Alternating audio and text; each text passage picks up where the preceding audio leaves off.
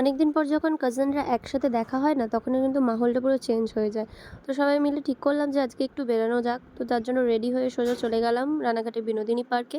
সেখানে টিকিট কেটেই ঢুকতেই আমি একটুখানি ঢং করে কয়েকটা পোজ দিয়ে রিলস করে নিলাম। এই ভিডিওটা আমার বোনই শ্যুট করে দিয়েছিল। দেন তোমরা ভিতরটা ঘুরে দেখতেই পারো যে খুব সুন্দর, সুন্দর একটা জায়গা। এরকম ক্যাথ মেরে কিছু রিলসও করতে পারবে আর ফটো তোলার অনেক জায়গা আছে। তবে বাচ্চাদের নিয়ে গেলে বাচ্চারা কিন্তু সেখানে গিয়ে অনেক রকম রাইডেও চড়তে পারবে। তো সেরকমই কয়েকটা রাইড আমি তোমাদের দেখিয়ে দিচ্ছি। কিন্তু আমরা সন্ধ্যার পর গেছিলাম বলে না এই রাইডগুলোতে আমরা চড়তে পারিনি। তো সেখান থেকে আমরা তারপর বেরিয়ে গেলাম, ভাবলাম কিছু খাওয়া দাওয়া করে যাবো। তো বন্ধু আমাদের চিলড আউটের রেস্টুরেন্টে নিয়ে গেছিলো। আর সেকেন্ড ফ্লোরটা খুব সুন্দর সাজানো ছিল, বাট আমাদের কিন্তু ছাদটাই খুব ভালো লেগেছে, ফাটাফাটি অ্যাটমসফিয়ারটা।